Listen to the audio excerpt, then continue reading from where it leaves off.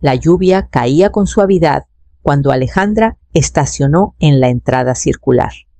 Los limpiaparabrisas se movían de un lado a otro lentos como si marcaran el ritmo de algo que estaba por terminar.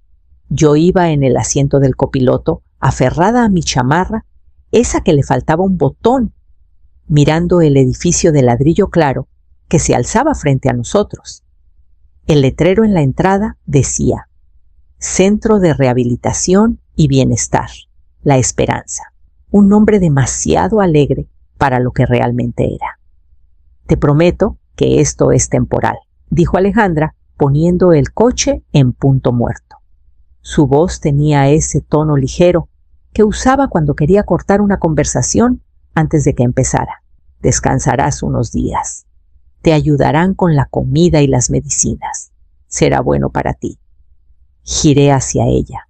No necesito un lugar que me dé sopa, Alejandra. Necesito mi casa. Ella sonrió sin mirarme a los ojos y tomó su bolso. No te estás muriendo, mamá. Solo eres un inconveniente. La palabra cayó entre nosotras como una bofetada. Antes de que pudiera responder, ella ya estaba fuera del coche, corriendo hacia las puertas corredizas, donde una mujer con uniforme médico esperaba con un portapapeles. Me quedé sentada con la lluvia, golpeando la ventana, mi aliento empañando el cristal.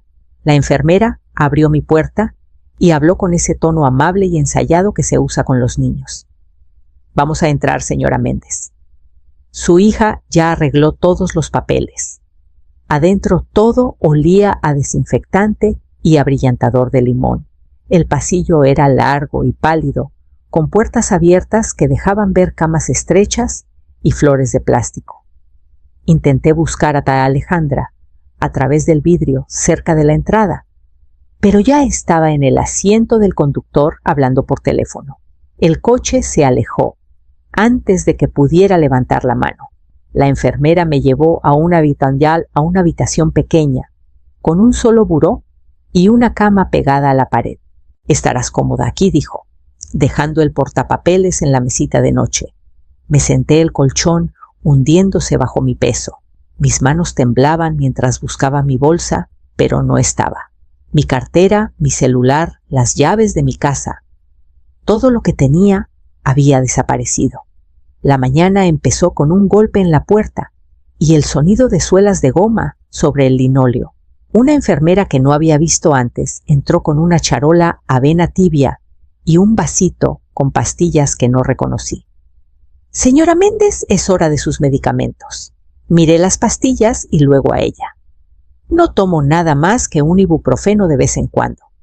Ella revisó el expediente en su portapapeles. Su hija anotó varias cosas. Presión arterial, apoyo para la memoria. Es rutina, no hay de qué preocuparse. Apoyo para la memoria. Empujé la charola a un lado. Quiero hablar con alguien a cargo. Ella dudó. Puedes hacer una solicitud en recepción durante el horario de visitas. No soy visita, dije. Parece que ahora vivo aquí. La enfermera me dio una sonrisa suave. Su hija firmó el ingreso para cuidado a largo plazo. Estás asignada para apoyo continuo. La miré y la habitación se ladeó un poco, no por mareo, sino por el cambio repentino en mi realidad. Cuidado a largo plazo. No tenían planes de llevarme a casa. Más tarde caminé hasta el área común, donde una señora con bata se mecía en su silla, susurrando a alguien que no estaba ahí. Al otro lado, un hombre tarareaba un corrido que me recordaba mi infancia. Las ventanas eran grandes pero empañadas y daban a un pedazo de césped tan recortado que parecía falso. Una de las asistentes se acercó con una cobija y me la puso con cuidado sobre los hombros. Tu hija dijo que a veces te confundes, que olvidas dónde estás.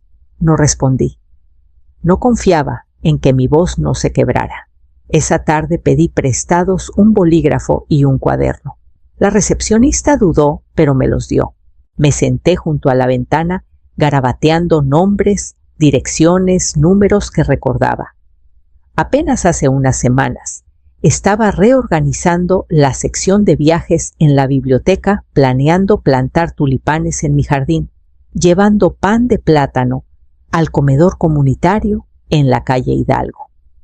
Ahora estaba aquí reducida a una cama, una cobija, y la descripción que alguien más hacía de mí. Esa noche vi a mi compañera de cuarto murmurar al techo, sus manos temblando bajo las sábanas, y me pregunté cuánto tiempo pasaría antes de que olvidaran que yo era diferente. Antes pensaba que el cansancio era una especie de prueba. Si terminaba cada día exhausta, tal vez estaba haciendo las cosas bien. Después de que mi esposo murió en ese accidente en la carretera, la casa se volvió silenciosa de una manera que parecía viva, como si el duelo tuviera su propio pulso. Alejandra tenía 12 años, entonces demasiado pequeña para entender lo definitivo, demasiado grande para aceptar consuelo. Le prometí que estaríamos bien, aunque no estaba segura de creerlo. Tomé el turno de la mañana en la biblioteca y un trabajo vespertino catalogando en el archivo de la universidad. El sueldo apenas alcanzaba para la renta, pero los libros se convirtieron en mi refugio, el olor del papel, el orden de todo. Mientras el mundo afuera se desmoronaba, yo podía clasificar cosas alfabéticamente y fingir que la vida seguía un sistema. Hubo noches en que no cené para que Alejandra tuviera más. Le decía que no tenía hambre, que ya había comido en el trabajo. Ella me creía porque quería creerme. Cuando me mostraba sus dibujos, tazas de café, vitrinas, gente sonriendo a través de ventanas, vi el contorno de su sueño antes de que ella pudiera nombrarlo. Quería su propio café lleno de música, canela y calidez. Le dije que lo lograría. Cuando llegó la colegiatura de la escuela de arte, vendí mi anillo de bodas. El dueño de la casa de empeño me miró como si estuviera renunciando a algo sagrado. Tal vez lo era, pero pagó un semestre más. Fue suficiente. Años después, cuando me llamó para decir que había encontrado un local en Querétaro para su café, le transferí lo que me quedaba, mis ahorros para la jubilación, mi colchón para el futuro. No le dije que era todo. Quería que se sintiera apoyada, no en deuda. El día que abrió el café, Alejandra me mandó una foto del letrero Fuego y Alejandra. Lloré en mi cocina orgullosa, más allá de las palabras. Pensé que su éxito sería nuestro, un capítulo compartido, construido con todo lo que había soportado. En cambio, se convirtió en la razón por la que decidió que ya no me necesitaba. Pasaron 3 días antes de que alguien recordara que tenía voz. Las enfermeras iban y venían con charolas de comida que apenas probaba sus sonrisas tan ensayadas como sus pasos. Pedí el teléfono cada mañana y me decían que estaba descompuesto o reservado para emergencias. Para la 4ª mañana dejé de pedir con amabilidad. Cuando por fin me dieron el auricular, se sentía más pesado de lo que recordaba. Llamé a Alejandra primero. La línea sonó 6 veces antes de pasar al buzón de voz. Colgué y lo intenté de nuevo. Y otra vez. En el tercer intento solo hubo silencio. Me había bloqueado. El aire en la habitación se volvió denso. Llamé al teléfono fijo de la casa. Una voz mecánica me dijo que el número ya no estaba en servicio. Llamé al banco esperando algo normal, un error, un malentendido. La joven empleada sonaba alegre hasta que di mi nombre.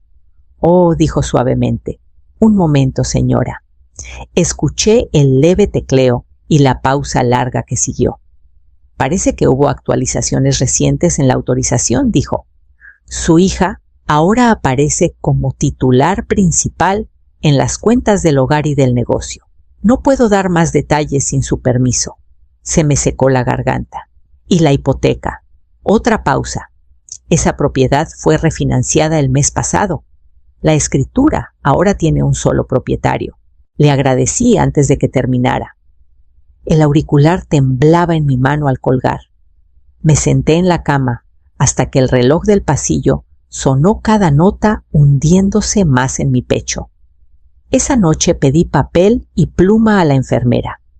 Para escribir un diario, dije sonriendo como ella esperaba. Pareció complacida y me dio un cuadernito con cubierta floral. Cuando se fue, dibujé una línea en el centro de la primera página y escribí 2 títulos, lo que me quitaron y lo que aún es mío. Empecé a listar cada número, cada nombre, cada detalle que recordaba: el oficial del banco que manejó la hipoteca original, el abogado que presentó el testamento de mi esposo, el antiguo gerente del café que aún enviaba tarjetas de Navidad. Cuando apagaron las luces esa noche, me dolía la mano. La lista no estaba terminada, pero el plan ya había comenzado.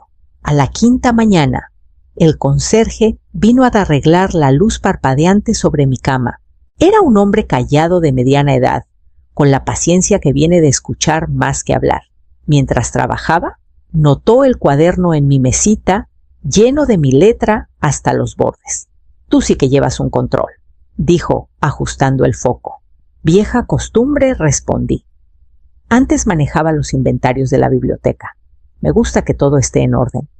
Sonrió ligeramente. «Pensé que tu nombre me sonaba. Mi prima trabaja en el Banco de Querétaro.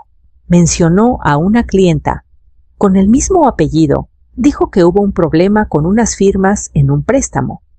Levanté la mirada de golpe. «¿Qué tipo de préstamo?» «Para expandir un negocio, creo. Un café». Dijo que la clienta, «Tu hija, ¿verdad? ¿Fue el mes pasado?» Todos decían que qué bonito que estaba ayudando a su mamá con los papeles. Dijeron que firmaron juntas. El aire en mi pecho se detuvo. Dijeron que yo firmé. Asintió incómodo. «Eso escuché». Le agradecí y esperé a que la puerta se cerrara. Luego abrí mi cuaderno en una página nueva y presioné la pluma con tanta fuerza que casi rompió el papel.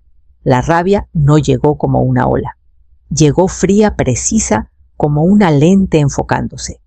Si Alejandra había falsificado mi firma una vez, probablemente lo había hecho más. Las cuentas, la hipoteca, el negocio. Todo encajaba ahora como un rompecabezas que había sido demasiado confiada para resolver. Volví a la primera página de mis notas y tracé una línea debajo de la lista.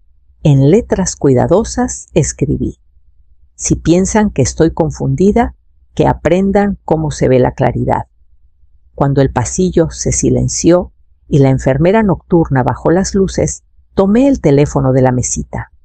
Marqué un número que no había usado en más de 10 años, pero que aún sabía de memoria. «Margarita Solís», respondió la voz al otro lado, firme y clara. Respiré hondo. «Margarita, soy Clara Méndez. Creo que mi hija cometió un fraude con mi nombre». Llegó al día siguiente por la tarde, justo cuando el sol comenzaba a ocultarse detrás del ala oeste del edificio. La vi a través de las puertas de vidrio, el cabello más corto, el paso más lento, pero con esa presencia directa que alguna vez hacía que los jueces se inclinaran hacia adelante. Margarita Solís no había cambiado mucho. Seguía usando pantalones de corte impecable y cargaba su maletín de cuero como si estuviera armado. No me saludó de inmediato. Caminó directo a la recepción, dijo su nombre y entregó una hoja de papel. «Soy la abogada de Clara Méndez», dijo. «A partir de ahora». Hubo un revuelo silencioso. Alguien llamó a un supervisor. Una enfermera susurró. 10 minutos después estaba empacando lo poco que tenía. Nadie me detuvo. Nadie se atrevió. No hablamos mucho en el coche. Me dio una botella de agua y una barra de granola, y las acepté como si fuera una soldado regresando del frente. Pasamos los límites de la ciudad hasta un motel sencillo en la carretera con pintura descascarada pero sábanas limpias. No era mucho, pero era libertad. Después de ducharme y ponerme la ropa que Margarita compró en una farmacia cercana, nos sentamos frente a frente en una mesita junto a la ventana. Abrió su maletín y sacó copias de los documentos que le había enviado, escaneos del cuaderno, números de cuentas, la solicitud de préstamo falsificada. Es peor de lo que esperaba, dijo. Pero ella fue descuidada. La hipoteca se transfirió ilegalmente y aunque te sacó de las cuentas la licencia original del café, aún te lista como copropietaria. Ahí está nuestra oportunidad. Asentí dejando que las piezas se asentaran. Todavía tienes poder de revocación, añadió. Empezaremos por ahí. Abrí mi cuaderno y comencé a hojearlo. Todo estaba ahí. Las fechas, las firmas, el orden de los eventos. No había estado escribiendo un diario. Había estado trazando una guerra. Margarita se inclinó para revisar una de las listas. Ya hiciste la mitad del trabajo, murmuró. Pasé a una página nueva y comencé a escribir una línea de tiempo. Cada mentira que Alejandra dijo, cada documento alterado, cada nombre al que aún tenía acceso. Esto ya no sería solo sobrevivir, sería estrategia. Para el lunes por la mañana, Margarita ya había presentado la revocación del poder notarial. La orden judicial para las cuentas del café llegó al mediodía. Esa tarde, presentó una petición formal para revertir la transferencia fraudulenta de la propiedad que Alejandra había orquestado a mis espaldas. Cada documento se sentía como una piedra, colocada con precisión, calma, pesada, deliberada. No hablamos de venganza, hablamos de procesos. Margarita siempre fue así de clínica, sin adornos, solo hechos. Seguí su ejemplo, observando cómo convertía todo lo que había escrito en algo lo suficientemente afilado para sostenerse en un tribunal. La noticia estalló antes de lo esperado. Alejandra había programado una entrevista en vivo con un canal local, promocionando una nueva iniciativa de café saludable en el centro. Llevaba un blazer crema y esa desenvoltura que reservaba para las cámaras, sonriendo mientras hablaba de emprendimiento femenino, legado y comunidad. Entonces, alguien fuera de cámara le entregó un sobre. Su sonrisa titubeó. Siguió hablando un momento, sus ojos recorriendo el documento antes de que su voz se quebrara, a media frase. El conductor se movió incómodo. La cámara cortó antes de tiempo. Margarita no levantó la vista de su laptop. Eso debe ser la orden judicial. No dije nada. No celebramos. Revisamos documentos, verificamos líneas de tiempo, nos preparamos para la respuesta inevitable. Habría llamadas, correos, presión. Pero esa noche nada llegó. Salí del motel y caminé 2 calles hacia el vecindario que una vez llamé mío. Las casas seguían iguales bungalows de posguerra con rosales y porches cansados. Mi casa estaba al final de la calle, justo después de los olmos. Las luces estaban encendidas, cortinas cerradas. Un brillo suave se filtraba por la ventana de la cocina donde solía preparar el mole favorito de Alejandra los domingos. Por un momento me quedé en la esquina mirando las sombras moverse adentro. No sabía quiénes eran ahora ella, su esposo. Tal vez algún inversionista jugando a tener hogar. Ya no importaba. Regresé al motel, mis pasos firmes sobre la banqueta. Alejandra había empezado esto en papel y ahora terminaría de la misma manera. A la mañana siguiente presentaríamos la ejecución judicial. Para el final de la semana, las cuentas del café estaban congeladas. La nómina rebotó, los pedidos se detuvieron y las entregas dejaron de llegar al muelle de carga. Alejandra debió pasar días al teléfono intentando salvarlo, pero los bancos no negocian con fantasmas. Los proveedores comenzaron a quejarse públicamente, facturas, sin pagar, promesas vacías, cheques desaparecidos. Alguien filtró copias de contratos con mi nombre firmado en una letra que no era la mía. Margarita me enviaba actualizaciones cada mañana, claras y sin adornos. Los proveedores terminaron sus contratos, dijo una tarde revisando su tableta. 2 ex-empleados presentaron demandas ante la Secretaría del Trabajo. Asentí, pero no sentí triunfo. La satisfacción que pensé que llegaría nunca apareció. Solo había silencio, como un reloj, que finalmente dejó de sonar tras años de estar demasiado tenso. Los sitios de noticias recogieron la historia convirtiendo a Alejandra de emprendedora a titular de advertencia. Los comentarios anónimos inundaron Internet acusaciones, teorías, simpatía que se volvió desprecio. No leí nada. No necesitaba hacerlo.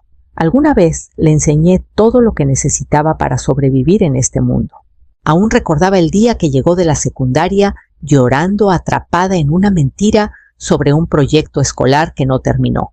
La hice reescribir todo desde cero, sentada a mi lado en la mesa de la cocina hasta medianoche.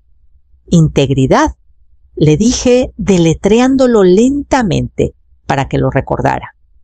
Significa hacer lo correcto, aunque nadie te esté viendo. Ella me miró entonces con los ojos muy abiertos y arrepentida. Esa misma palabra ahora la había deshecho.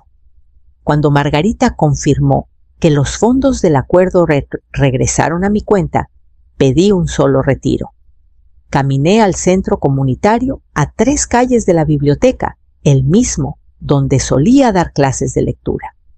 Conocí a la nueva directora y doné discretamente parte de lo recuperado. Los fondos crearían una pequeña beca para mujeres mayores de 50 que quisieran volver a trabajar, empezar de nuevo o aprender algo nuevo.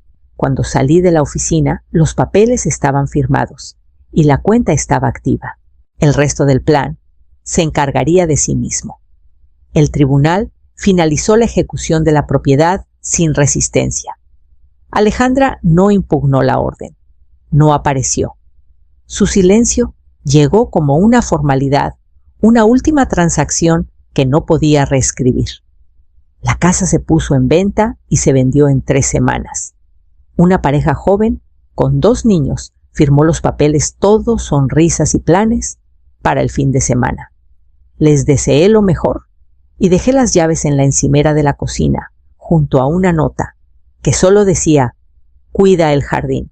Con lo que obtuve, hice una compra discreta. Una calle más allá, en la misma cuadra, justo al lado.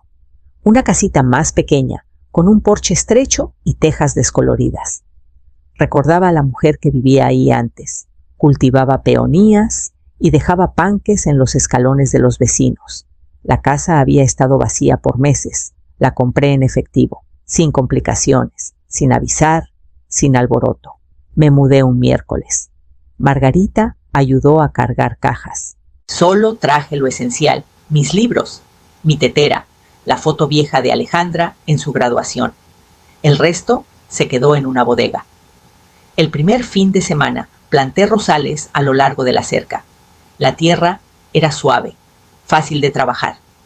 Unos días después, mientras regaba las nuevas flores, escuché el chirrido de una puerta mosquitera.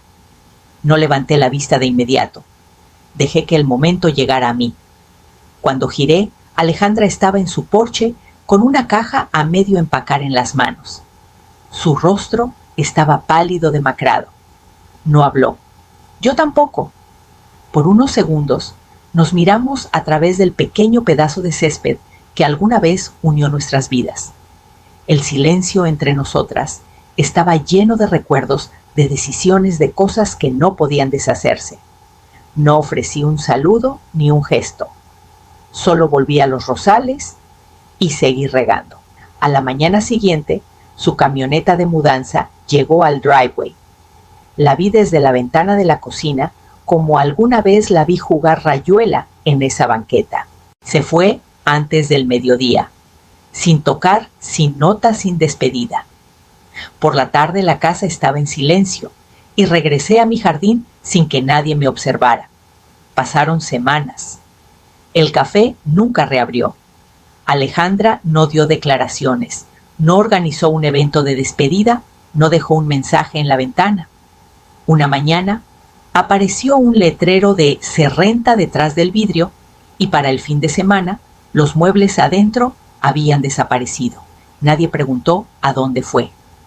Una vecina dijo que la vio cargar su coche en la madrugada con el maletero lleno y la mirada baja. No pregunté, no la seguí.